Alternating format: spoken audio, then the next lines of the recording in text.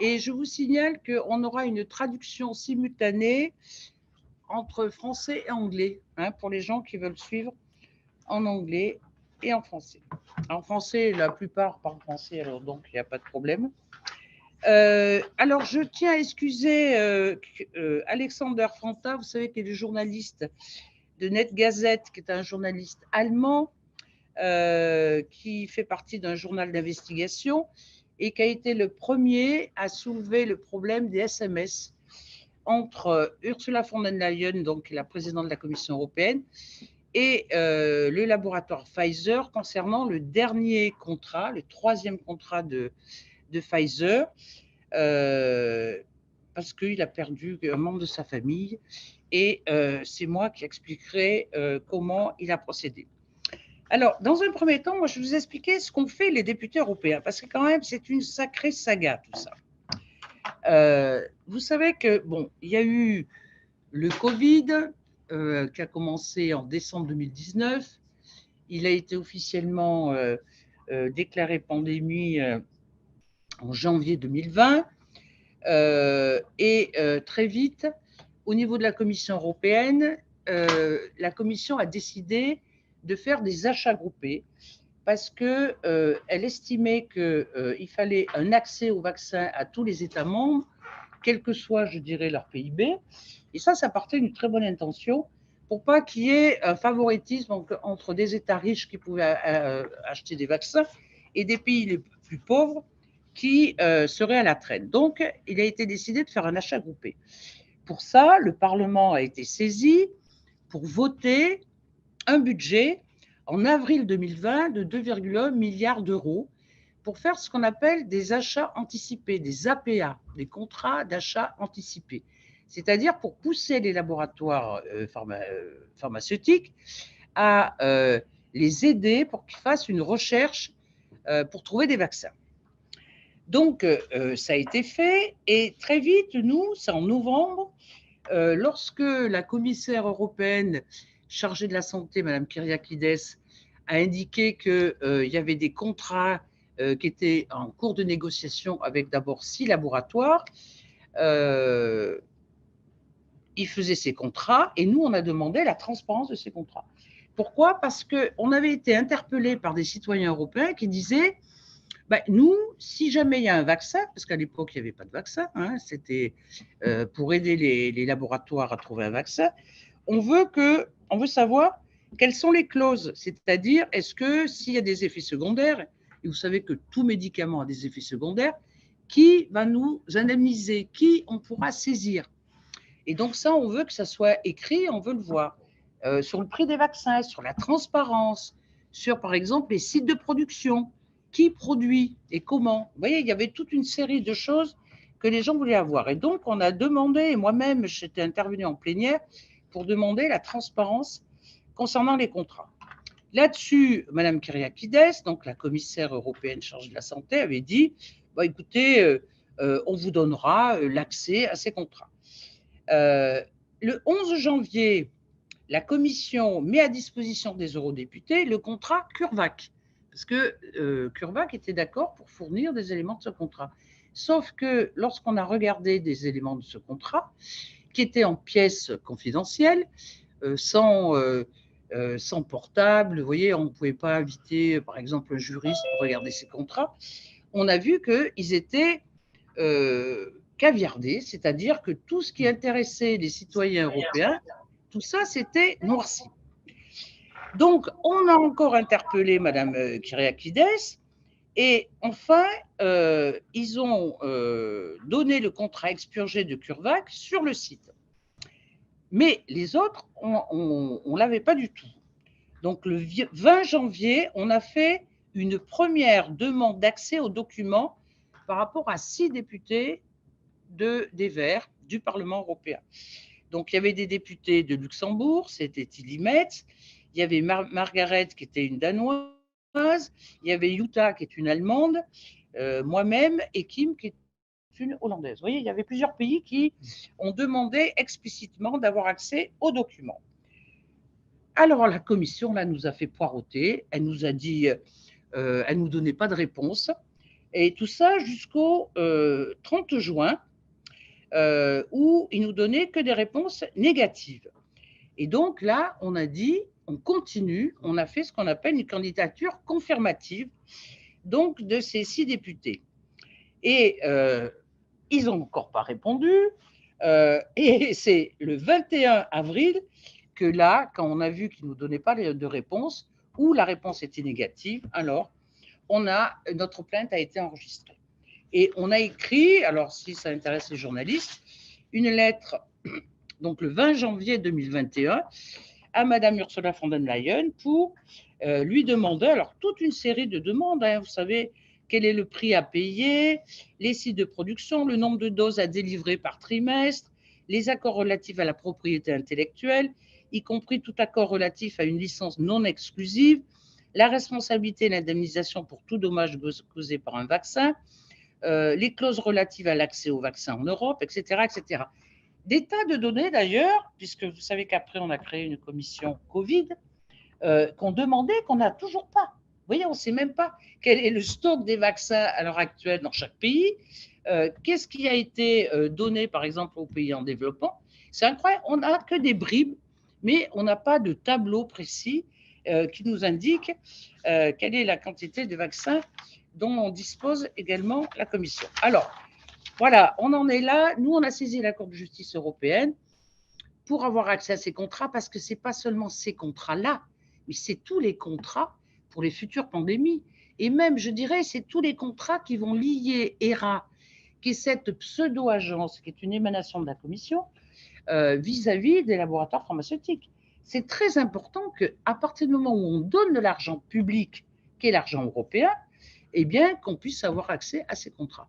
Alors, d'autant plus que, je dirais, la cerise sur le gâteau, c'est le 3e contrat Pfizer. Et vous voyez, ça va me faire la transition avec Alexander Fanta, qui est ce journaliste allemand, où il y a eu une commande d'1,8 milliard de doses, vous voyez, pour un chiffre estimé à 35 milliards d'euros. C'est un contrat énorme. Et ce qu'on a appris par la suite, c'est que les doses des premiers contrats Pfizer étaient à 15,50 € et là, c'est passé à 19,50 €. Et quand j'avais demandé, dans le cas de la commission Covid, alors, on a des gens qui arrivent. Bonjour. Alors, j'étais en train d'expliquer l'attaque des députés au niveau de la saisie de la Cour de justice européenne sur la transparence des contrats, qu'on n'a toujours pas eu. Et le 3e contrat donc, de Pfizer, qui était le plus gros, eh bien, c'est grâce justement à l'initiative d'un journaliste allemand, Alexander Fanta, qui malheureusement n'est pas là pour un décès dans sa famille, qu'il s'est saisi en fait d'une information du New York Times qui indiquait, alors je vous le dis, c'est important parce que Madame Kyriakides dit il n'y a jamais eu de SMS. C'est faux, elle ment, puisque là on a l'information du New York Times qui indique que Madame Ursula von der Leyen passait des SMS avec M. Bourla et qu'ils étaient en très bonne entente. Il l'a reconnu d'ailleurs. Et il l'a reconnu, donc elle ne peut pas dire qu'il n'y a pas eu de SMS. Ce journaliste donc a saisi l'accès aux documents. Il a voulu avoir ces SMS. Au tout début, la commission disait mais non, il n'y a pas de SMS. Après, la deuxième version, ça a été mais les SMS ne sont pas des documents officiels. Et donc, il n'a pas eu accès à ces SMS. Donc, il a porté plainte devant la médiatrice. Alors, la médiatrice, vous savez qu'elle a un rôle très important parce qu'elle émet des recommandations. Mais c'est que des recommandations, vous voyez, ce n'est pas une obligation. Et lorsqu'elle a analysé le dossier, elle a indiqué, vous pouvez voir ce qu'elle a déclaré, que ces SMS, ça fait partie des documents officiels au même titre que des scans, au même titre que des mails, etc. Et qu'il y a énormément maintenant de choses qui passent par les SMS et que donc, il y a une mauvaise administration de la commission. Ça veut dire que la commission n'avait pas le droit de répondre ce qu'elle a répondu, que les SMS ne font pas partie des documents officiels. Donc voilà ce qu'il en est sur ces SMS. Ensuite,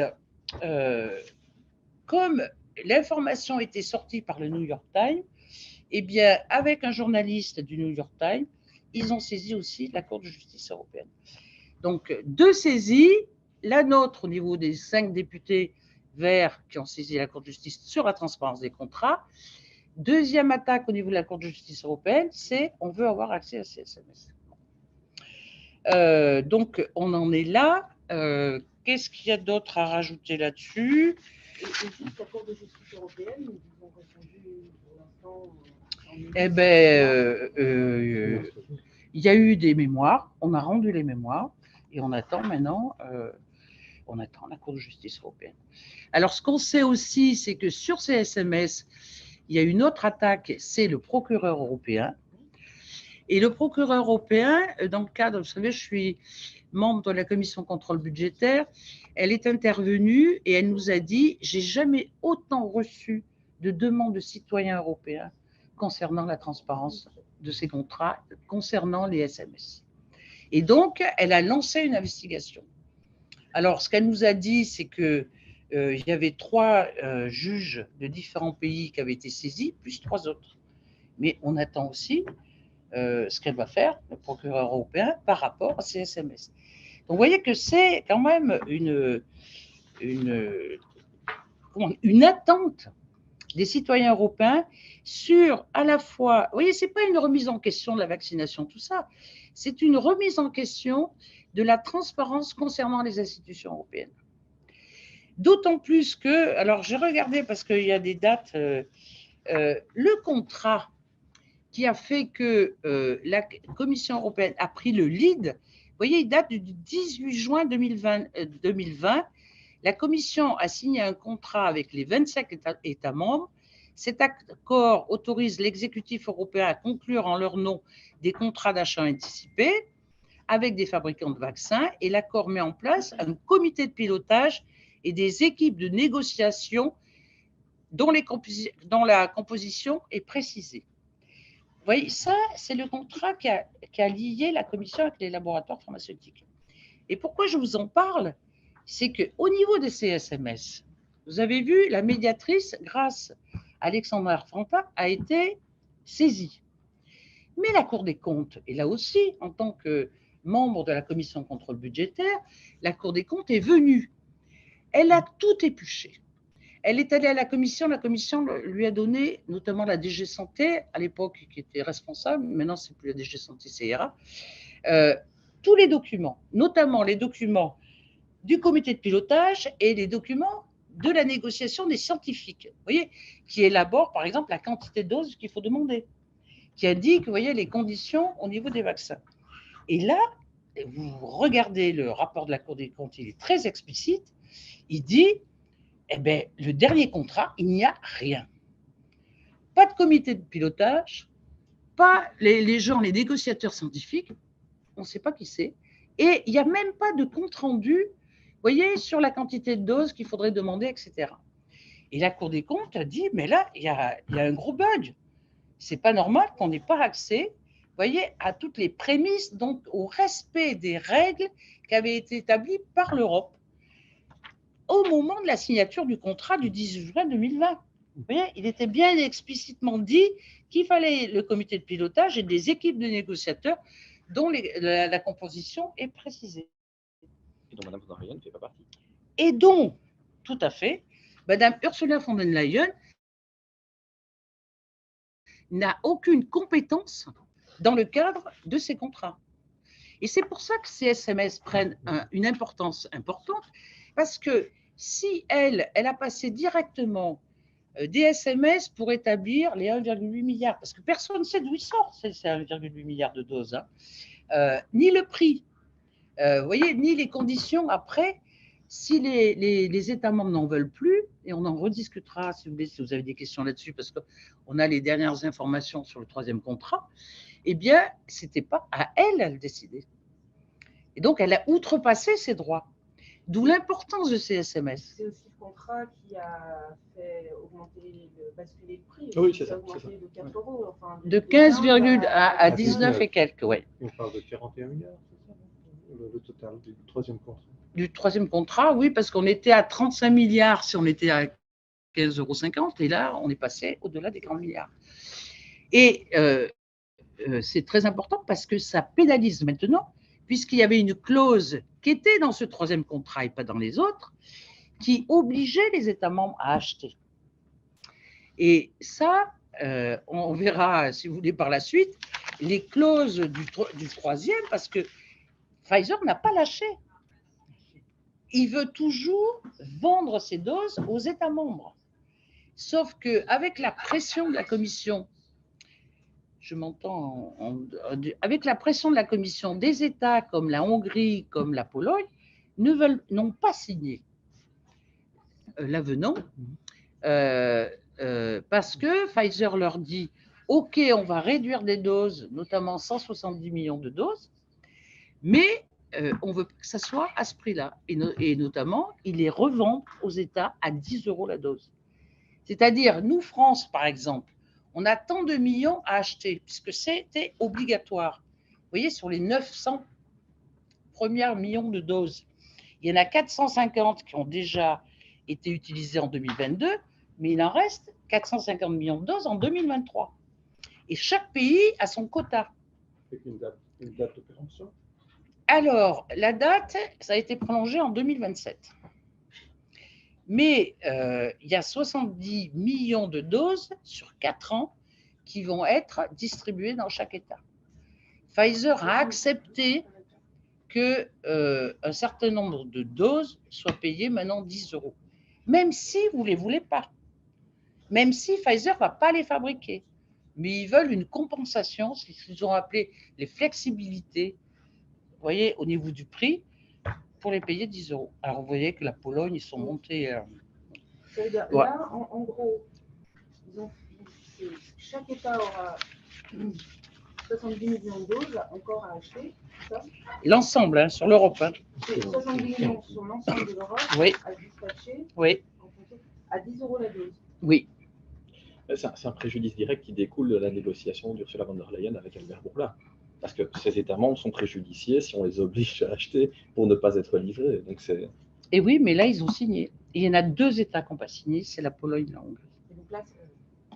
Parce que la Pologne dit, moi, j'accueille des Ukrainiens, donc j'ai besoin d'argent. Et pourquoi je vais payer des doses que je ne vais pas utiliser? Parce qu'il n'y a plus de demande. Et je préfère utiliser cet argent pour accueillir les Ukrainiens. Et les Hongrois disent, bah, écoutez, nous, ça ne nous intéresse pas non plus. Et la Commission a laissé à ces 2 États le fait de négocier directement à Pfizer. Pour l'instant, on en est là. Et donc, il y a eu une prolongation de la durée du contrat jusqu'en 2027. Mais du coup, il faudra quand même avaler les 450 millions Oui. Alors, moins 170 millions, ceux-là sont annulés. Hein, et le reste, eh bien, ça fait à peu près 70 millions de doses annuellement pendant 4 ans.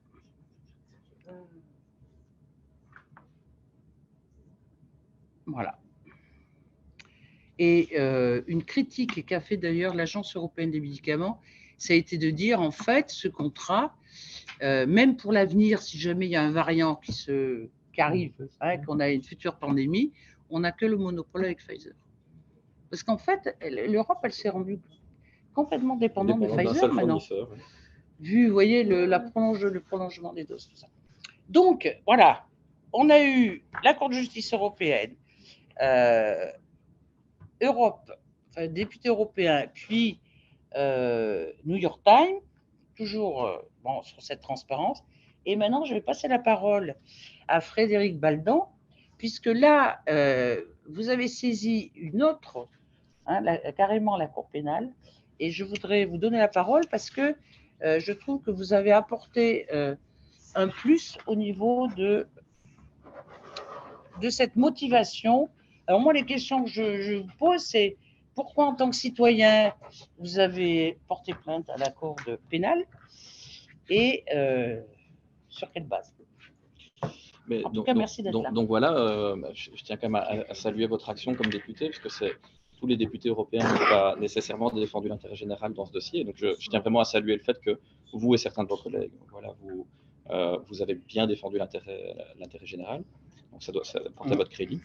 En réalité, c'est assez simple. Je me suis rendu compte à un moment donné de l'aberration de la situation. Ça veut dire que concernant les SMS, par exemple, en Belgique, on a une infraction pénale qui est l'atteinte arbitraire aux droits et libertés garantis par la Constitution dans le chef d'un dépositaire de l'autorité ou de la force publique ou d'un fonctionnaire. Et donc, en réalité, je me suis trouvé dans un cas de figure où je me suis dit, c'est simple, Madame von der Leyen, soit elle détient toujours ses SMS, elle fait une atteinte aux droits fondamentaux à la transparence, ce qui est déjà inacceptable pour un fonctionnaire, mais cette atteinte est arbitraire. Et donc, à ce moment-là, elle commet une infraction pénale. Soit Mme von der Leyen a sciemment détruit ses SMS, comme ça a pu être dit par moment, et dans ce cas-là, vu qu'ils sont reconnus comme étant des documents administratifs, c'est une destruction de documents administratifs, on tombe toujours dans le cadre d'une infraction pénale. Et donc, je me suis dit, en fait, c'est simple, on est dans un cas où on peut présupposer qu'il y a plusieurs infractions.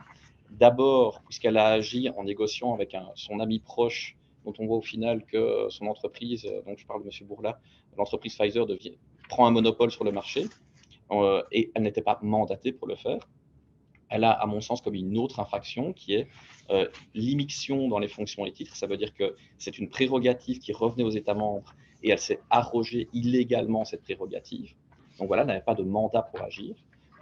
Et en dernier, nous avons la corruption et la prise illégale d'intérêt, parce qu'il ressort clairement, que ce soit des contrats ou des agissements des uns et des autres, que ce n'est pas l'intérêt public qui a été défendu, mais bien l'intérêt du fabricant. Celui qui a encore des doutes, ferait mieux de se renseigner sur le sujet. Et donc, qu'est-ce que j'ai fait? J'ai saisi un juge d'instruction en Belgique, donc j'ai fait une plainte avec constitution de partie civile. Voyant que de toute façon, personne ne l'avait fait jusque-là, je me suis dit, bon, il faut bien que quelqu'un le fasse un jour. Et donc, j'ai décidé de déposer plainte à charge de Madame von der Leyen. Qu'est-ce qui se passe? On a aujourd'hui une discussion dans ce dossier au niveau de la compétence juridictionnelle. C'est un peu compliqué. Donc, par exemple, le parquet belge considère qu'il doit saisir le PPO, donc le parquet européen. Moi, à mon sens, ce n'est pas approprié. Pourquoi? Parce que je suis victime belge d'un intérêt national. Et donc, en réalité, le PPO, son mandat, c'est de défendre l'intérêt public des institutions européennes et les atteintes au budget européen. Donc, en réalité, ça n'a rien à voir avec une victime qui serait un citoyen européen. Je ne peux d'ailleurs pas saisir le PPO. On peut faire des dénonciations à l'EPPO, mais on ne peut pas déposer une plainte auprès de l'EPPO. On se rend compte d'ailleurs aujourd'hui, quelque chose qui est très, très mal fait, peut-être à dessein, dans les textes sur le PPO, c'est que le parquet européen considère aujourd'hui qu'il n'a pas de délai légal pour répondre à la justice belge. Ce qui est quand même une atteinte manifeste à l'article 47 de la Charte des droits fondamentaux. J'ai le droit à un recours effectif. On ne peut pas suspendre à l'infini le traitement de cette plainte pénale. Et donc, ce que j'entends demander au juge d'instruction, c'est simple.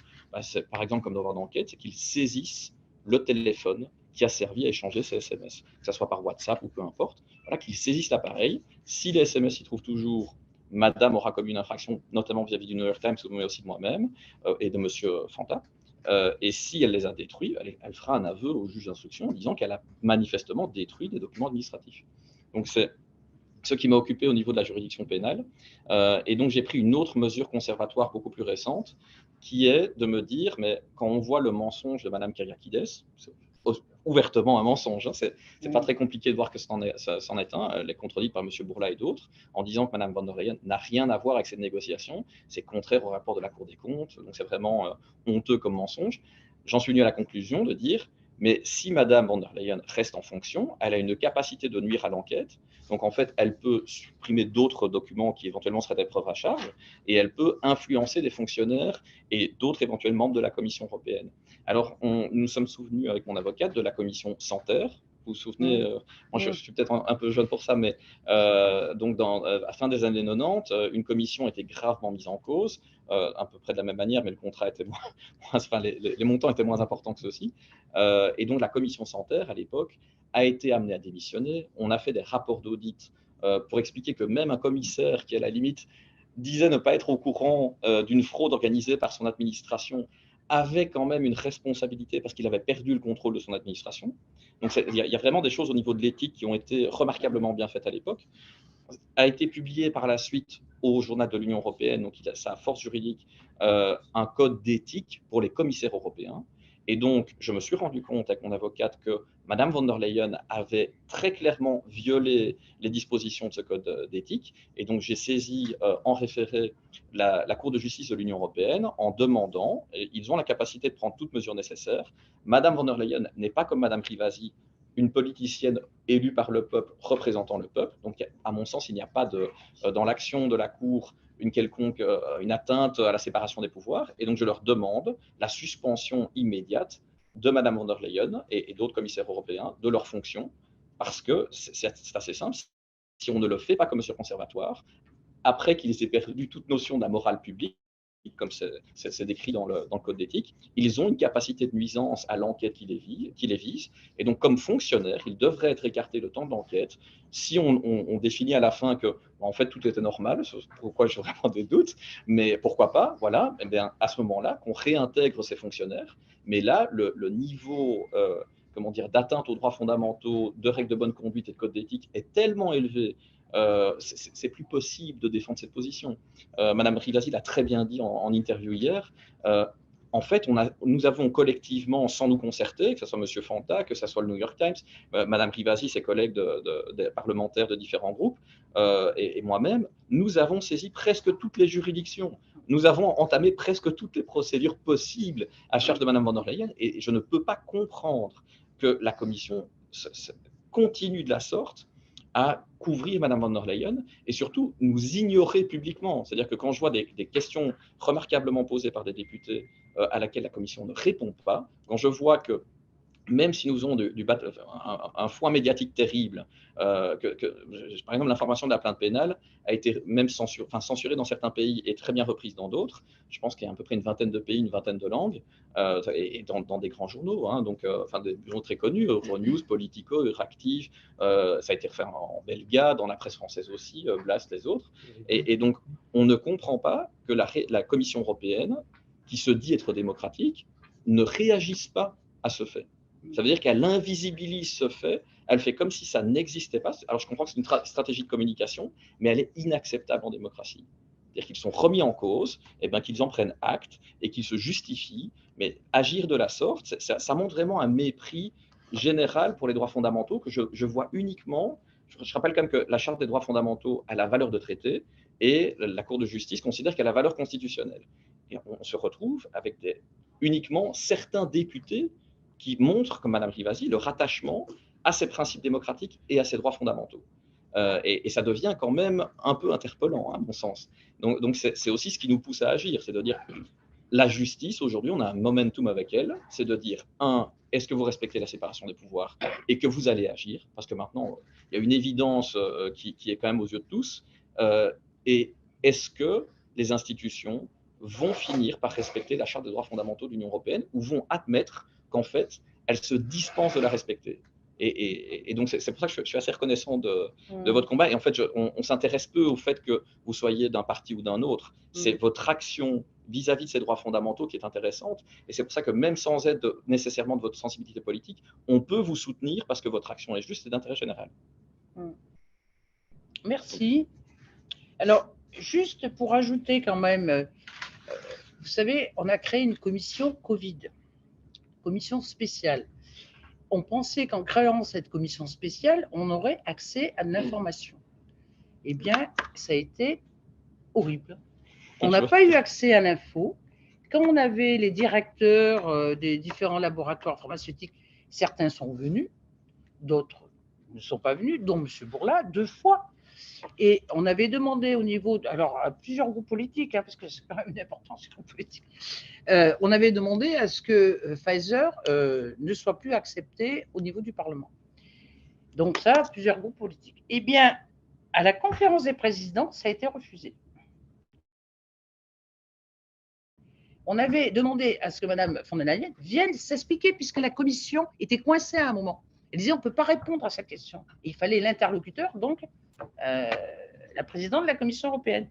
Elle n'a pas voulu venir s'expliquer et les partis politiques ont décidé qu'elle serait convoquée à la conférence des présidents. Et depuis qu'on a demandé, toujours rien. Et vous voyez pourquoi j'ai fait cette conférence de presse? C'est que je trouve ça, alors ça reprend ce que dit M. Baldan, c'est quand même inadmissible. Moi, je suis députée européenne. Je suis là pour l'intérêt général au niveau européen. On a voté de l'argent, de l'argent public, notre argent, pour acheter des vaccins. On était d'accord sur le principe. Mais il faut la transparence quand même sur ces contrats. Il faut savoir c'est quoi qui lie, voyez, la responsabilité des entreprises par rapport aux citoyens européens. Et ça, on n'a pas accès. On demande des comptes à Mme Ursula. Moi, je n'ai rien contre elle en tant que telle. Mais je veux qu'elle m'explique pourquoi elle a chanté, voyez, le comité de pilotage, le comité scientifique, pourquoi elle a établi 1,8 milliard. Parce que ça fait 4,6 milliards de doses qui ont été commandées quand on met tout, AstraZeneca, Johnson Johnson, vous voyez, tous les laboratoires qui sont pour 71 milliards d'euros. Et que maintenant, on est dans la seringue où il n'y a plus de demande, il n'y a plus de pandémie, et on est obligé d'acheter ces doses. Et moi, je voudrais que ça serve pour le futur. Vous voyez, il y a eu un moment, il y a quelque chose qui a dérapé, et qu'elle vienne s'expliquer. Si elle me dit, écoutez, j'ai fait une erreur, j'étais coincée parce qu'AstraZeneca ne fournissait pas ses doses, parce que vous vous rappelez, on avait commandé 300 millions de doses d'AstraZeneca, qu'ils avaient préféré les livrer aux Anglais et aux Israéliens, mais pas aux Européens en premier, qu'elle soit prise dans l'urgence, mais qu'elle s'explique. Vous voyez, moi, j'attends une explication. Et peut-être qu'on dira, bon, bah, écoutez, vu l'urgence, elle a pensé, vous voyez, sauf que ce n'est pas la première fois qu'elle le fait. Elle l'avait déjà fait quand elle était ministre de la Défense, où elle avait passé des contrats aussi par des SMS. C'est le même mode opératoire. Oui, et que là, en Allemagne, il lui avait demandé des comptes là-dessus. Bon, mais au moins qu'elle vienne s'expliquer. Et le fait qu'elle ne vienne pas, le fait que les députés européens, vous voyez, soient chantés, mais vraiment, et puis ces commissions spéciales, si on n'a pas accès à l'info, à quoi ça sert? Vous voyez, je trouve que ça remet en question quand même la légitimité de nos institutions. Et ça, je ne veux pas le lâcher. Il y a quelque chose qu'il faut quand même mettre au crédit de votre commission Covid pour ne pas donner l'impression qu'elle n'a pas de résultat.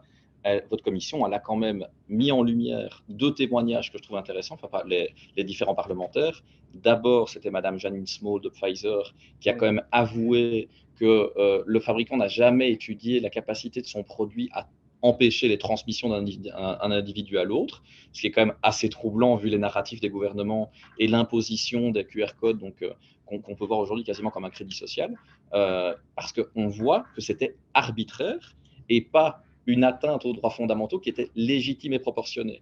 Et donc ça, on le sait aujourd'hui. Ce n'est pas une bagarre entre une étude scientifique contre une autre. C'est un fait objectif incontestable. C'est le fabricant ne l'a pas étudié. Donc les gouvernements ne pouvaient pas s'appuyer dessus. Et ça, c'est un résultat qu'on a grâce à votre commission. L'autre résultat qu'on a, c'est dans les questions parlementaires, c'est Madame Gallina, qui est venue nous expliquer en travaillant pour la Commission européenne qu'elle avait parfaite connaissance du fait que juridiquement, il n'avait pas le droit d'agir de la sorte, mais que, en fait, les aspects juridiques, elle s'en foutait. D'ailleurs, c'est pour ça que les jeunes elle l'a dit en vidéo, hein, donc c'est pour ça que les jeunes de son département l'aimaient bien. Donc c'est quand même assez incroyable parce que le rôle de la Commission dans les traités européens, c'est de défendre et de faire appliquer les traités européens. Et là, j'ai un fonctionnaire de la Commission qui m'explique qu'en fait, lui, c'est violer les traités qui l'intéressent. Et ce qui est incroyable, c'est que sa hiérarchie ne réagit pas, parce qu'un fonctionnaire peut le faire, on peut considérer que c'est une faute, voilà, elle n'aurait pas dû dire ça publiquement, mais la Commission acquiesce. Alors moi, je me demande, est-ce que les commissaires européens ont décidé qu'ils violaient les traités européens? Est-ce qu'ils l'assument? C'est comme quelque chose d'assez intéressant. Enfin, moi, je me sers des traités européens pour dire qu'on a droit à la transparence, qu'on a droit à l'accès aux documents, et pour l'instant, on n'a pas de réponse. Et ça, alors, on s'est reposé sur la justice, sauf que la justice va mettre combien de temps? Parce que là, ce que vous dites, que la plainte que vous avez déposée au pénal, le procureur belge dit il faut que je vois si ça n'intéresse pas le PPO. Oui, le procureur européen, et qu'il n'y a pas de délai. Vous voyez, moi, c'est ça qui me fait peur. C'est que j'ai peur que d'ici la fin du mandat, on n'ait pas de réponse. Oui, alors je suis obligée de passer parce qu'il y avait plusieurs ONG qui étaient là et je voulais leur donner la parole. Donc, et Rachel, bien sûr Rachel. Alors, vous vous présentez, Rachel. Donc, on va vous donner le micro. Donc, Rachel Anna, donc, qui est de l'ONG Accès Info Europe. Donc, merci d'être là, puisque vous avez une vision globale de l'accès à l'information sur le plan européen. Alors, quelle est votre position là-dessus par rapport à ce qu'on a dit? Thank you. Yes, I'm Rachel Hanna and I'm Deputy Rachel Director of Anna, je suis donc directeur adjoint de Access to Europe et donc nous défendons l'accès à l'information au niveau européen. Nous travaillons étroitement avec le Regulation D149 qui réglemente donc l'accès aux documents européens et pour la première fois, nous voyons qu'il y a des faiblesses en ce qui concerne ce règlement, que ce soit sur papier et dans la pratique. Le règlement 1049 a été adopté il y a 10 ans et les choses ont beaucoup changé. Les méthodes de communication ont changé depuis lors. Alors, c'est vrai que les choses ont beaucoup changé en ce qui concerne la communication, mais la définition du document dans le cadre de ce règlement. Alors, d'après ce règlement, un document officiel, c'est un document, peu importe son contenu, mais qui reprend des décisions relevant des institutions. Alors, si on s'en tient à la loi, un SMS est un texte officiel et donc relève de la portée du 1049. Néanmoins, on a vu avec ce cas que la Commission ne partage pas notre point de vue. Lorsque le journaliste Alexandre Fanta, dans le cadre du 1049, a demandé à avoir accès à tout aux SMS et les échanges entre Madame von der Leyen et le PDG de Pfizer, Albert Bourla. La Commission a estimé, vu la nature brève de ces messages, ils ne relèvent pas de la portée de ce règlement 1049 et on ne peut pas exiger d'avoir accès à ces SMS. L'interprétation de la loi est totalement contraire au 1049.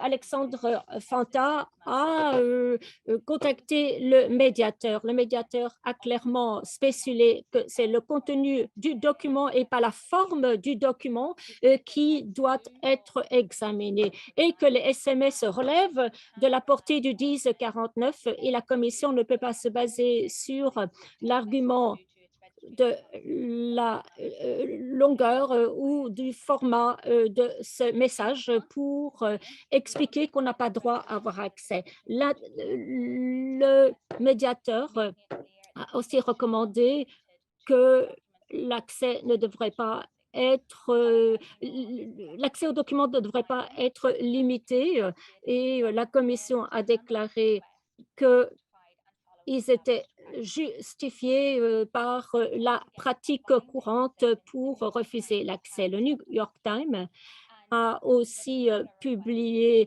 les articles, a aussi introduit une plainte auprès de la Commission, la Cour de justice européenne. Et les SMS sont des documents officiels. Alors, pourquoi est-ce que tout ceci est pertinent? Parce que si on dit que les SMS sont des documents, l'interprétation de la Commission du 1049 veut dire qu'ils essayent d'échapper à l'obligation qui découle de ce règlement. Alors, les scandales qui ont vu que certains messages ont été supprimés par des décideurs et aujourd'hui, on voit qu'on essaye d'empêcher l'accès à ces documents. Ceci est un déni d'un droit fondamental octroyé aux citoyens d'avoir accès à ces documents, mais ceci aussi met en question les processus décisionnels. Et je crois qu'il est très important que l'on règle cette question des SMS et que l'on donne un message positif aux citoyens. Alors, la décision de l'Ombudsman. Alors, il est regrettable qu'une institution européenne n'est pas vraiment très ouverte à cette demande. Aujourd'hui, il y a vraiment une demande pour que l'on mette à jour, qu'on renouvelle ce règlement 1049 qui donne accès aux informations. Et je crois qu'il est important de régler la question des messageries dans le cadre du 1049. Merci pour votre attention. Merci. Alors, je vais passer la parole à Christopher van Geelhoef de l'ONG belge Cumuleo. Alors, je vais vous présenter votre association, votre ONG.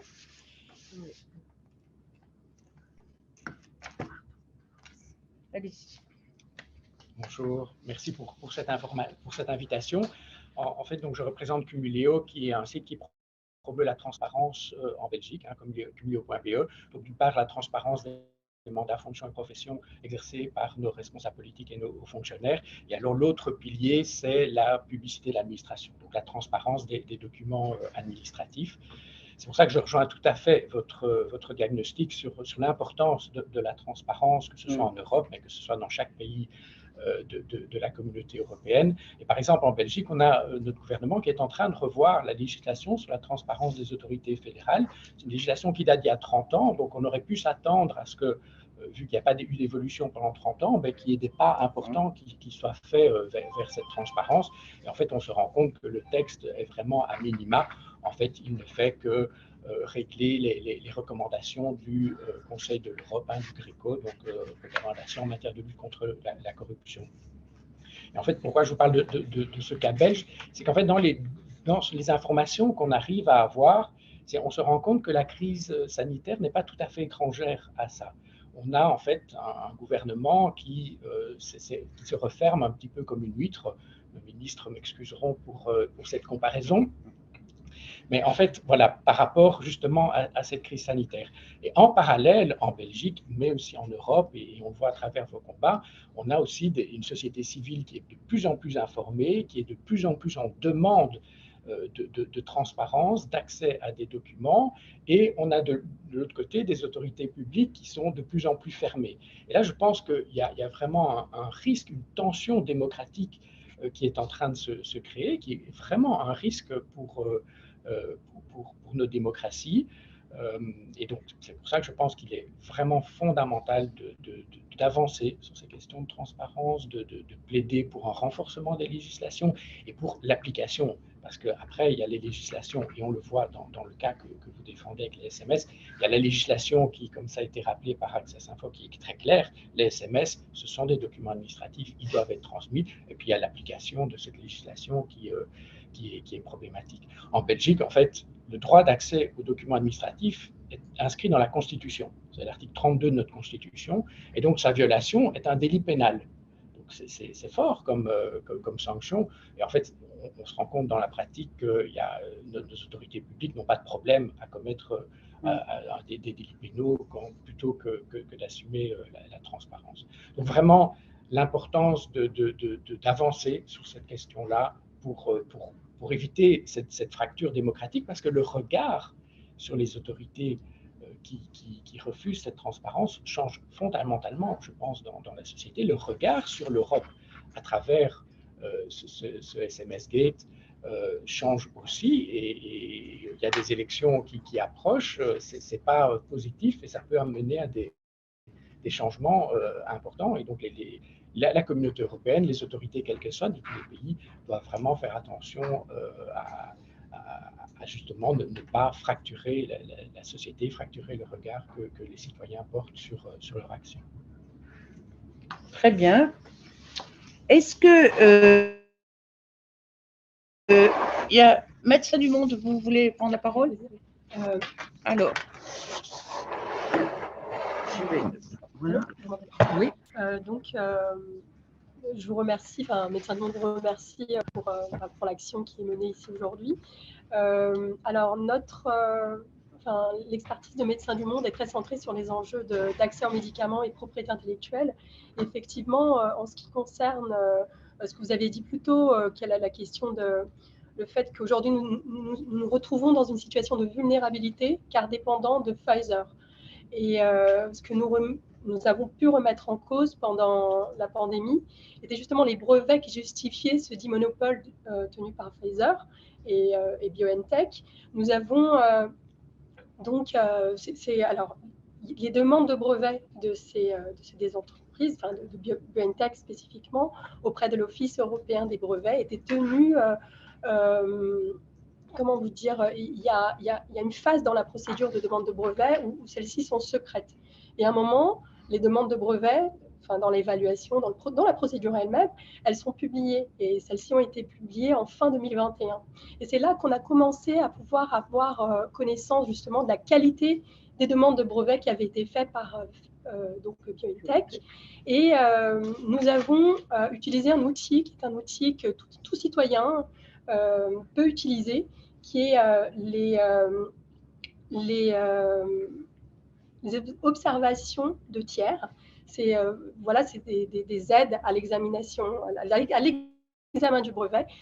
Donc tout citoyen peut le faire, apporter de la littérature scientifique, questionner les critères de brevetabilité sur lesquels se basaient ces demandes de brevet, notamment l'activité inventive.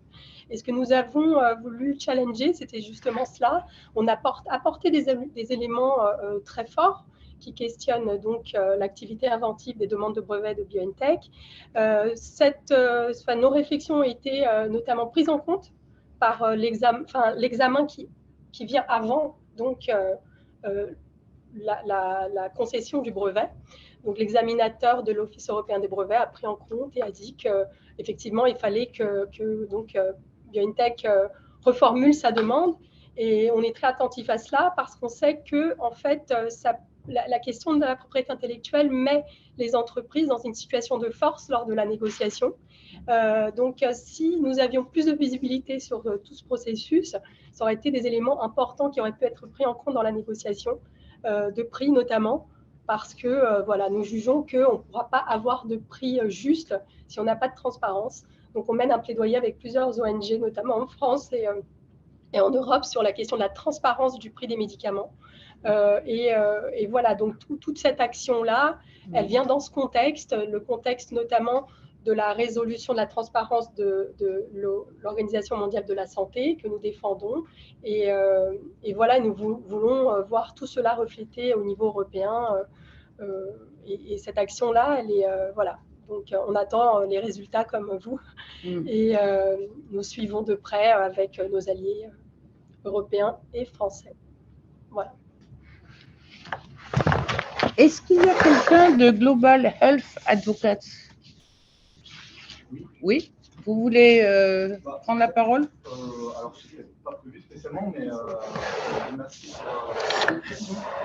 Oui. Simplement préciser que Action Santé Mondiale, c'est une ONG qui a ses bureaux ici en France, à Paris et à Bruxelles, et qui participe de ce travail-là de favoriser la transparence des entreprises du médicament et des contrats qui lient ces entreprises-là à l'Union européenne et aux États membres.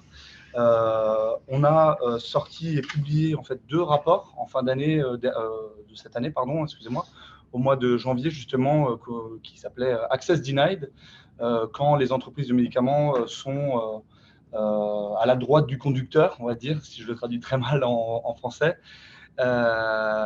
Et donc effectivement, c'est 2 rapports qui mettent en lumière ce que vous avez décrit et ce qu'on a tous pu constater ces dernières années et ces relations non transparentes et obscures entre la Commission européenne et les entreprises du médicament. Comme le disait Juliana de Médecins du Monde, on travaille en consortium, ici aussi en France, effectivement, pour également s'assurer que les relations entre les pouvoirs publics et les entreprises soient effectivement transparentes, les contrats, les relations, les prix, etc. Et donc, on vous remercie pour votre mobilisation sur ce sujet-là, que l'on suit et que on espère voir au niveau européen avancer et au niveau français également. Il y a en ce moment des discussions assez importante au niveau français aussi. On voit bien qu'il y a une volonté de faire revenir les entreprises aussi du médicament en France et en Europe. Pour autant, il ne faut pas que cette stratégie-là soit une stratégie de chèque en blanc uniquement, une stratégie qui n'impose pas finalement de conditions, et notamment des conditions de transparence, de responsabilité sociale et environnementale, etc. Voilà. Très bien. Merci. Alors, juste pour finir cette partie, avant de donner la parole aux journalistes, je voulais quand même vous donner une info qui me perturbe. Et j'aurais vraiment besoin des ONG. C'est concernant le rapport final de la commission Covid. On a beaucoup insisté sur la transparence et tout le monde était d'accord, tous les groupes politiques étaient d'accord, à part les conservateurs, le PPE.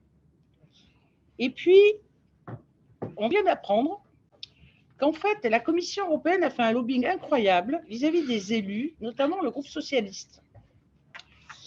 Et par rapport à la demande de l'accès au contrat, au futur contrat, eh bien, ils ont enlevé des choses qui nous semblaient, nous, essentielles.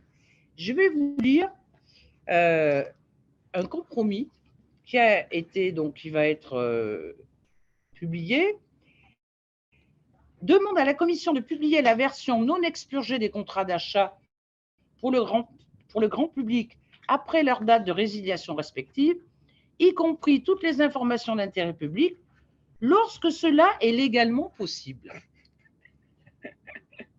Alors là, qu'est-ce que ça veut dire lorsque cela est légalement possible? Donc, on fait complètement l'ouverture au niveau des laboratoires pharmaceutiques.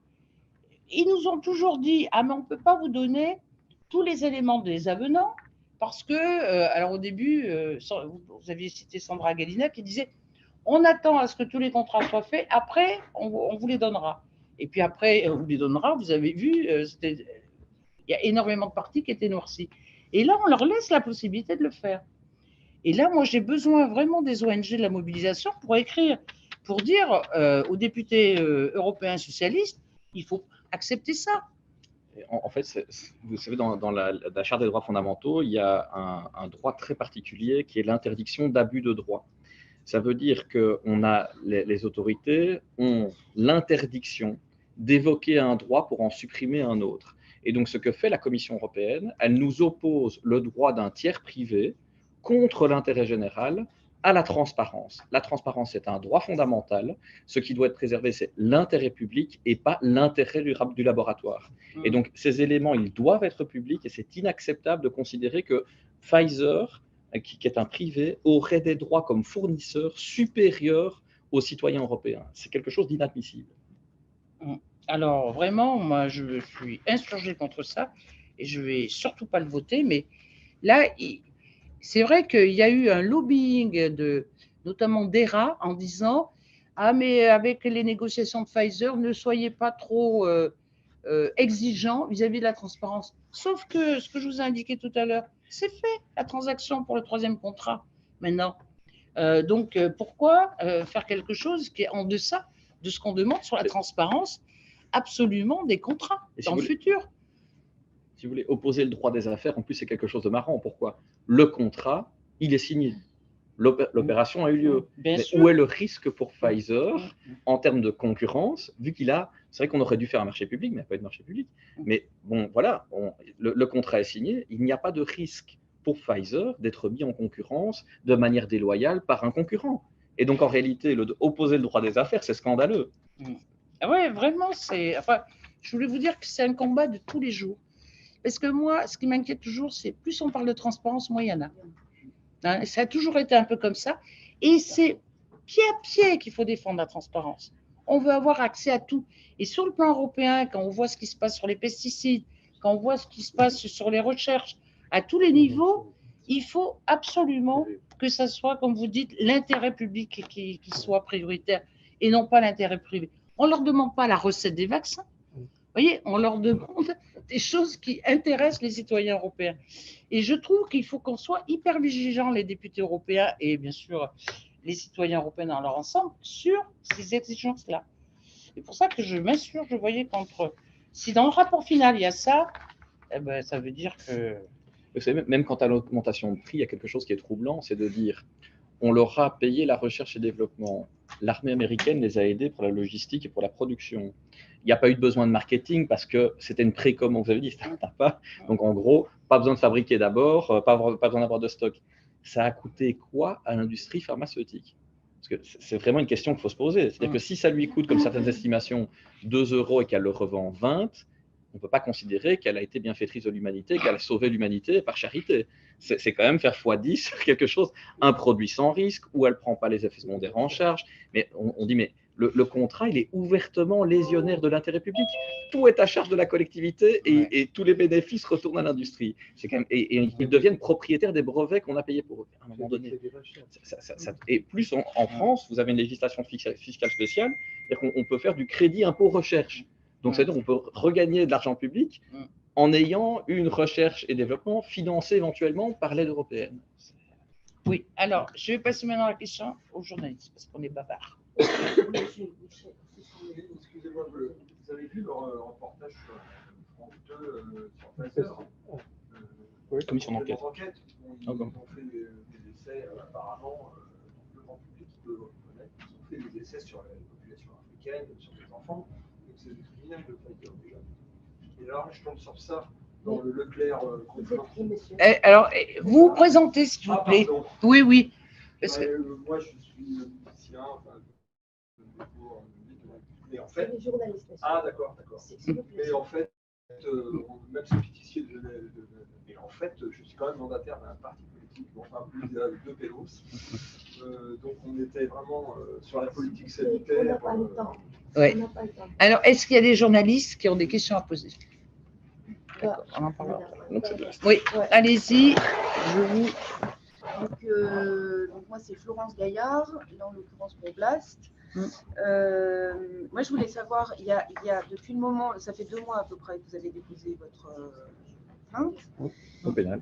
Au pénal. Le 5 avril. Voilà. Exactement. Et là, donc dans le média belge Le Vif, il y avait un papier hier disant que pour l'instant, elle était dans les limbes. C'est ce que vous expliquez, c'est-à-dire que c'est le juge Freinet, donc qui est le juge que vous avez saisi d'instruction, qui est obligé de faire cette. Alors, c'est plutôt au niveau du parquet. Je ne sais pas si on en entend. Donc, si vous voulez, c'est une question un peu embêtante de compétence juridictionnelle qui doit être tranchée avant l'instruction, ce qui est quand même un peu rocambolesque.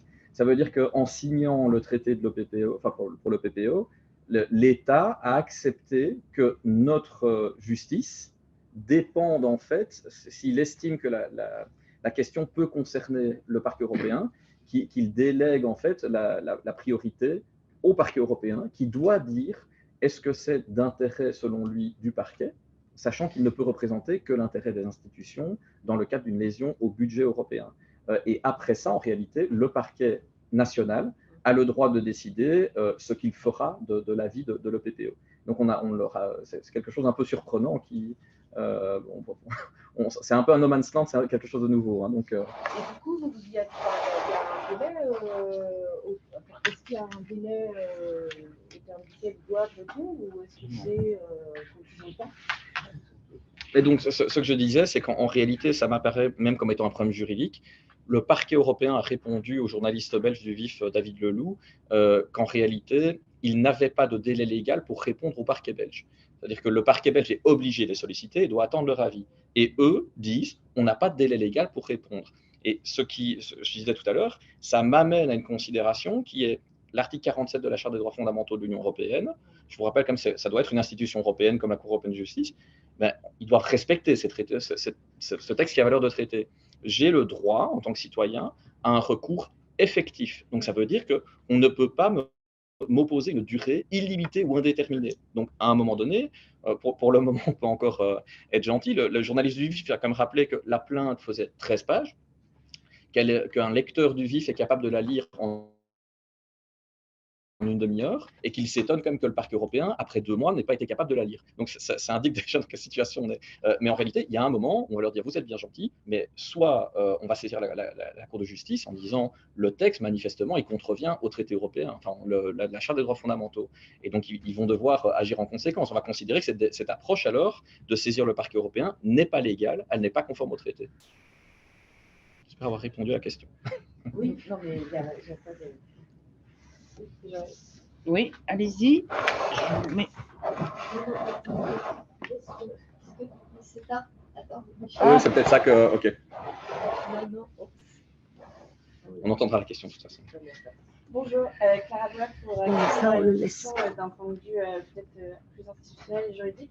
Il y a déjà une plainte, il y a déjà une enquête en cours par le parquet européen depuis octobre 2022 justement sur les contrats d'achat et vaccins. Du coup, je me demandais si la vôtre allait être une investigation à part, si jamais elle est reprise par le parquet européen, ou est-ce qu'elle allait s'ajouter à l'enquête qui est déjà en cours, parce que du coup, ça traite du même sujet.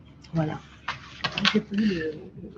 Alors, si vous voulez, c'est des considérations un peu compliquées parce qu'on n'a jamais été vraiment confronté à ce problème de parquet européen. Moi, je prétends que je suis un citoyen européen qui a des droits fondamentaux et qui est victime de la perte de confiance dans les institutions publiques et dans leur capacité à réaliser le bien commun.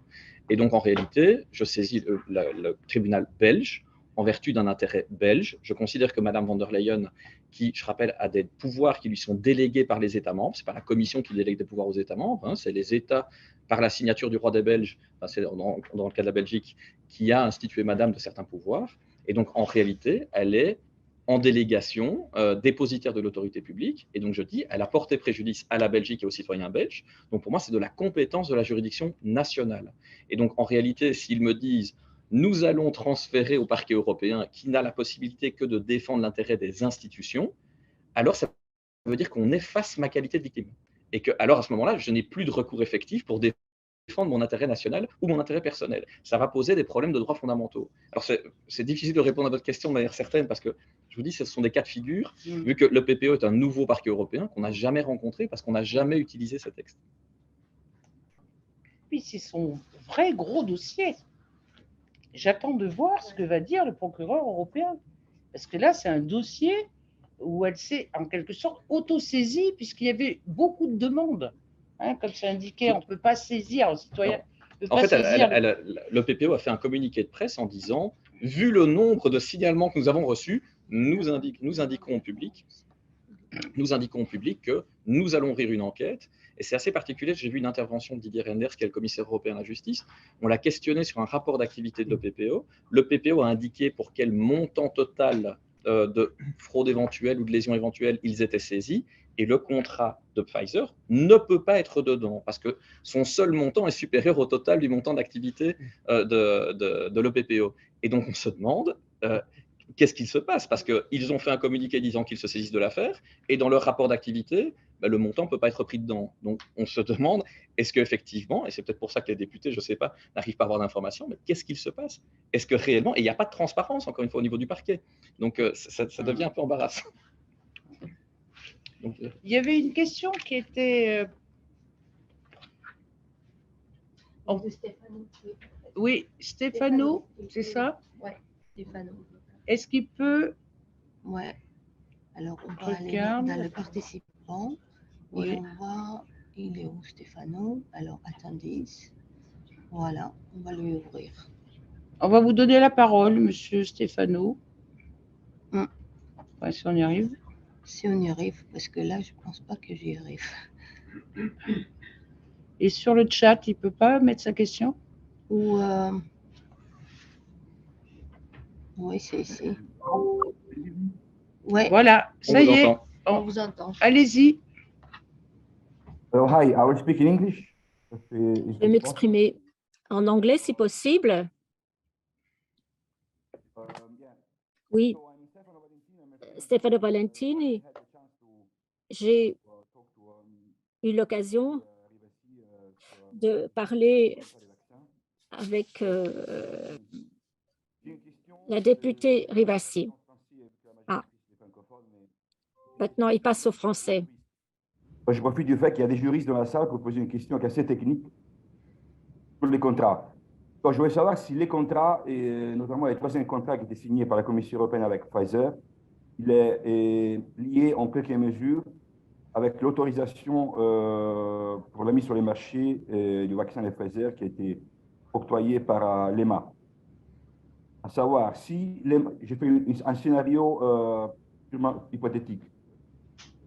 Dans le cas où l'EMA n'avait pas renouvelé son autorisation pour la mise sur les marchés en 2022, est-ce que les contrats signés par la Commission européenne avec Pfizer seraient encore valides? Bien, ces effets légaux, voilà, ils cesseraient d'exister. Voilà. C'est une question assez technique. J'ai posé aussi à la Commission européenne, j'attends une réponse. Je vais avoir aussi l'avis des juristes qui sont dans la salle. Je dois préciser que je ne suis pas juriste. Hein. Oui, moi non plus. Mais vous faites le lien entre, si j'ai bien compris votre question, entre les contrats de Pfizer avec les autorisations de mise sur le marché. Oui, de l'EMA. C'est ça, parce qu'on avait des autorisations de mise sur le marché conditionnelles. Oui. Et là, vous posez la question, est-ce qu'ils pouvaient renouveler les contrats, notamment le dernier, s'ils n'avaient pas les autorisations de mise sur le marché normales et pas conditionnelles. Mais là, j'avoue que je ne peux pas vous répondre à la question. Non, en fait, la question, c'est de savoir si l'EMA n'avait pas renouvelé son autorisation de mise sur le marché en 2022, est-ce que les contrats seraient encore valides aujourd'hui ou pas? Écoutez, je ne sais pas. Parce qu'à l'heure actuelle, il y a une autorisation de mise sur le marché normale, hein, puisque toutes les études avaient été faites en utilisant d'ailleurs les gens comme cobayes, hein, puisque là, mais bon. Mais là, je ne peux pas répondre à votre question. OK. Dans l'annexe au premier contrat qui était signé en 2020 entre la Commission européenne et Pfizer, il y a une pièce jointe. C'est une pièce jointe qui en fait mentionne toutes les caractéristiques spécifiques techniques du vaccin et Pfizer s'engage en fait à respecter pour que les livraisons des doses soient valides. Je ne sais pas s'il y a un document joint pareil attaché au troisième contrat, mais en tout cas, cette pièce jointe en fait ne mentionne pas, par exemple, les taux d'efficacité du vaccin et ni les effets adverses. Donc, je me demandais si, au cas où l'EMA avait indiqué un niveau d'efficacité différent, plus bas par rapport à celui qui était indiqué dans la première autorisation, si les contrats pourraient être revus perdre ses effets. Mais je vais dire, parce que les vaccins, ce n'est pas des pommes, ce n'est pas des voitures, c'est des produits qui servent à protéger la santé publique. Donc, je me demande si un contrat pour un produit peut être complètement délié de la dimension scientifique du vaccin. Donc, on sait bien qu'en 2020, l'efficacité du vaccin, qui est encore mentionnée dans l'autorisation remise sur le marché des EMA, l'efficacité du vaccin, il est encore 95% après 14 jours. On sait bien qu'au bout des 4 mois, il va en dessous des 50%. L'EMA n'a jamais mentionné ces données. Et je me demande si ces données scientifiques, ils pourraient être des éventuels éléments sur la base desquels les contrats pourraient être revus, ou bien sur la base desquels la Commission européenne pourrait dire à Pfizer, les contrats avaient sa validité dans un cas de figure où les vaccins avaient un taux d'efficacité de 95% sur une période on sait bien que l'efficacité est en dessous de 50% au bout des 4 mois. Il y a des raisons pour croire que les contrats ne peuvent plus être valides. Est-ce que c'est un raisonnement qui est juridiquement possible ou bien c'est du fantastique? Ouais. Bon, moi j'avais plusieurs choses à poser à votre question qui est tout à fait légitime. D'abord, tout à l'heure on parlait de transparence. Je peux vous dire qu'il y a plein de choses que Pfizer n'a pas données et que l'EMA serait en droit de les obliger à donner. Je vais vous prendre un exemple. Quand on a fait une dérogation sur ce vaccin génétiquement modifié, vous savez qu'on a voté au Parlement comme quoi il fallait aller vite et qu'on dérogeait en fait à la directive sur les OGM. Il y avait quand même une condition, c'est qu'il fallait que Pfizer fasse des études, ainsi que d'autres qui utilisaient les OGM sur ces vaccins, qu'il fallait qu'ils fassent une étude environnementale et une étude sur la toxicité. On a demandé à l'EMA de nous fournir cette étude, on ne les a toujours pas. Après, quand vous dites, quels sont les nouveaux chiffres de l'efficacité? Ça aussi, c'est vraiment une question, parce qu'au début, qui a donné l'efficacité? C'est le laboratoire Pfizer, quand il parlait de 95%. Après, on a vu qu'il y en a certains qui parlaient de 60%. Puis après, on a vu que l'immunité durait 3 mois, puisqu'il fallait après faire les rappels. Donc, à ma connaissance, mais j'ai peut-être loupé des études, mais je n'ai pas vu des études fournies par, je dirais, des universitaires indépendants, parce que j'aimerais bien que ce ne soit pas le laboratoire Pfizer qui donne les chiffres, mais que ce soit vraiment des scientifiques indépendants qui reformulent l'efficacité. Et sur les effets secondaires, je peux vous dire qu'à la commission Covid, on avait demandé un hearing sur les effets secondaires qu'on n'a pas eu. Il y a plein de groupes politiques qui ne voulaient pas qu'on en parle. Et là-dessus aussi, ça serait bien de faire un état des lieux quand même des effets secondaires. Alors, on a eu droit au Covid long, où un des responsables français, d'ailleurs, Mme Salmon, disait que les symptômes du Covid long, eh bien, il y a pas mal de symptômes équivalents au niveau des effets secondaires du vaccin, mais il n'y a pas eu vraiment, moi j'aurais aimé, vous voyez, faire intervenir différents scientifiques du monde entier pour qu'on nous parle des effets secondaires. Mais là, c'est vraiment tabou, quoi. C'est comme s'il n'y avait pas d'effets secondaires sur les vaccins. Et pourtant, il y en a eu, puisque Moderna, on avait réduit, vous savez, on ne vaccinait pas pour les jeunes de moins de 30 ans. On vaccinait après. Et on a sur AstraZeneca, il y avait les thromboses. Sur Moderna, il y avait les problèmes de péricardite. Et les effets secondaires aussi au niveau des femmes. Alors, à un moment, ça a été accepté. Et puis maintenant, il y a plein de scientifiques qui disent « Ah, mais non, ça n'existe plus ». Donc, il y a un truc qui n'est vraiment pas clair. Et d'un point de vue juridique, vraiment, là, il faudrait demander à un juriste de savoir si la remise en cause de ce qui avait été indiqué par les labos et maintenant, avec les nouveaux résultats, est-ce que ça peut remettre en cause les contrats? Je crois que sur les contrats, si on avait l'ensemble des contrats, parce qu'on a eu des fuites, mais on n'a jamais eu l'ensemble des contrats, je pense qu'il n'y avait pas de clause, mais c'est une supposition, puisqu'il faudrait que je le lise, où on garantissait une efficacité et et qui est très peu d'effets secondaires au niveau des vaccins. Vous voyez, on leur a donné un blanc-seing, en fait. Et c'est pour ça que dans cette histoire, ce n'est pas une histoire de pro ou d'anti-vax, c'est une histoire où on a inoculé un produit dont on n'avait pas tous les éléments. Et que je trouve que c'est vraiment maintenant qu'il faut avoir des éléments tangibles avec des scientifiques indépendants et non pas en lien avec les laboratoires pharmaceutiques pour savoir exactement l'efficacité de ce produit. Parce que si demain il y a une nouvelle pandémie, on va se retrouver dans les mêmes. Vous voyez, on n'est pas sensible aux obstacles qu'on a eus et au fait que moi, qui suis pro-européenne, qui défend vraiment l'Europe parce que c'est quand même un rempart très important, que ce soit sur le climat, que ce soit sur les substances toxiques, tout ça, ce n'est pas la dimension d'un État. Vous voyez qu'on peut répondre à ça. Donc, c'est vraiment une vision européenne, mais il faut que les institutions jouent le jeu.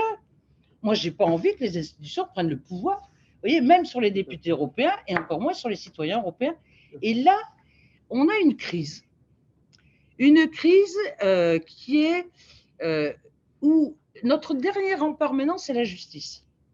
Et vous voyez que même sur la justice, on se renvoie la balle d'un État comme la Belgique à l'Europe en disant qui a les compétences pour.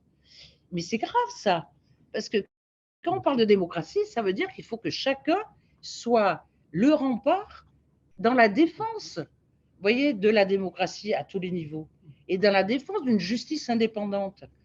Et cette histoire de procureur européen, alors c'est un appel que je lui lance, mais il faut qu'elle soit exemplaire là, et il faut qu'elle aille vite. Parce qu'il ne faut pas attendre la fin de la législature, qui est quand même en juin 2024, pour avoir le résultat, vous voyez, de toutes les attaques en justice. Si on nous dit, tout a bien marché, circulé, il n'y a rien à voir, alors à nous à changer les textes quand même.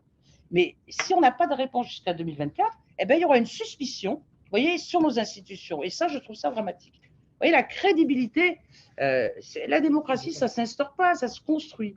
Et en ce moment, il y a une faille dans le système. Parce que nos institutions n'ont pas joué le jeu. Mais justement, est-ce que ça ne met pas en lumière cette histoire de Pfizer aussi, le fait que l'Europe est complètement, on va dire, non mais face de puissance de l'argent, tout simplement, les conflits d'intérêts dans tous les coins, avec des allers-retours, enfin quand on voit… les revolving doors, donc les portes tournantes. Les portes tournantes, voilà, quand on voit que le responsable, c'est le responsable… qui était un ancien de l'FBA, là, qui était chargé, qui était un ancien de la négociation des contrats. De la négociation des contrats, qu'il était l'ancien président de l'FBA. Enfin, ça devrait même pas. Enfin, c'est évident qu'on arrive à des situations comme ça là. Et quant à l'efficacité des vaccins, rappelez-vous, en 2020. Le débat a été complètement confisqué. Il fallait être pour, on était contre. Et si on émettait le moindre doute, la moindre en disant mais est-ce que peut-être on était pire que tout, égoïste, on ne voulait pas se vacciner pour les autres, etc. Et là-dessus, moi, et de toute façon, ce sont toujours les labos qui fournissent les études qui vont avec leurs médicaments. Donc, mais en tout cas, sur les conflits d'intérêts et sur le fait que c'est Pfizer qui dirige les politiques publiques de santé publique en Europe, là, très clairement. C'est la question de l'importance des lobbies, en fait. Donc, c'est de dire, est-ce que l'évolution des méthodes de lobbying aujourd'hui sont toujours compatibles avec la démocratie? C'est une vraie question quand on voit le travail de l'FPA ou de l'entrisme, des cercles de compromission. Il n'y a pas que le cas du négociateur des contrats, il y a aussi le cas de la directrice de l'Agence européenne du médicament. Et donc, on se demande quand même, parce que même comme député, on se retrouve, c'est une chose intéressante, c'est-à-dire qu'on demande aux députés d'être transparents avec les lobbyistes éventuellement, ou le travail des lobbyistes, mais au sein de l'administration, il y a des fonctionnaires qui n'ont pas beaucoup d'obligations, à qui on promet un emploi futur. Donc, c'est pas techniquement de la corruption, mais c'est quand même, ça s'en rapproche. Des gens qui font des allées et venues entre le lobby pharmaceutique et l'administration qui est en charge de contrôler l'industrie. Et ça, réellement, ça pose problème. On ne peut pas m'expliquer aujourd'hui que tous les scientifiques sur Terre travaillent ou sont tous en conflit d'intérêts. Alors pourquoi on prend ceux qui sont en conflit d'intérêts ? C'est tout ça rejoint un peu le travail de Christophe sur la transparence des mandats. En fait, ce qu'il fait, c'est montrer, en publiant tous les mandats publics et privés de politiciens, les éventuels conflits d'intérêts. Et je dirais que, vous voyez que ça dépasse le cadre des vaccins. Ça touche le Parlement, ça touche la Commission, ça touche toutes les institutions européennes. Et on s'attendait à ce que la Commission nous fasse une proposition sur un organisme indépendant d'éthique.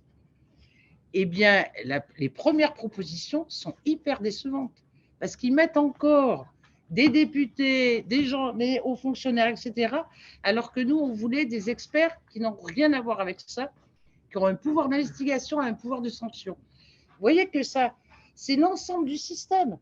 On parlait des institutions, mais il faut que les institutions, elles soient irréprochables et qu'il y ait une possibilité d'investiguer s'il y a des conflits d'intérêts, s'il y a des fonctionnaires qui vont après travailler dans le privé ou qui viennent du privé pour travailler dans l'institution.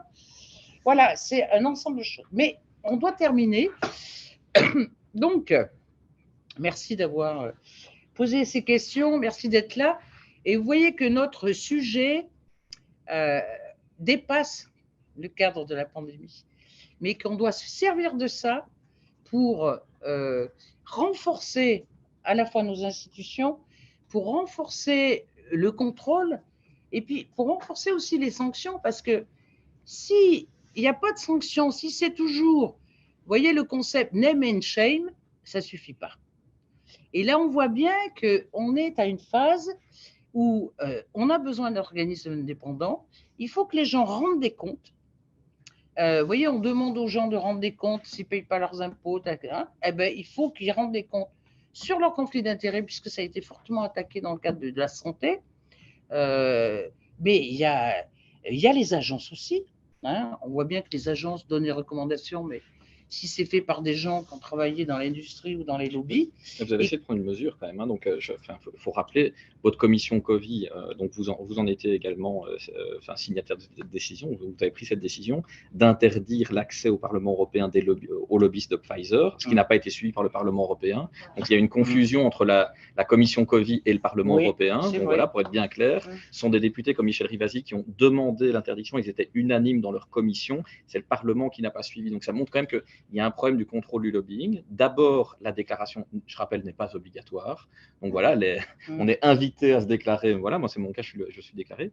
Mais en réalité, on n'est pas comme aux États-Unis, avec une législation qui dit si vous ne déclarez pas les intérêts pour lesquels, les intérêts que vous représentez, ou si vous ne déclarez pas vos rendez-vous, vous êtes même en pénétrant sur le territoire, sans vous déclarer au département de la justice, vous commettez une infraction pénale.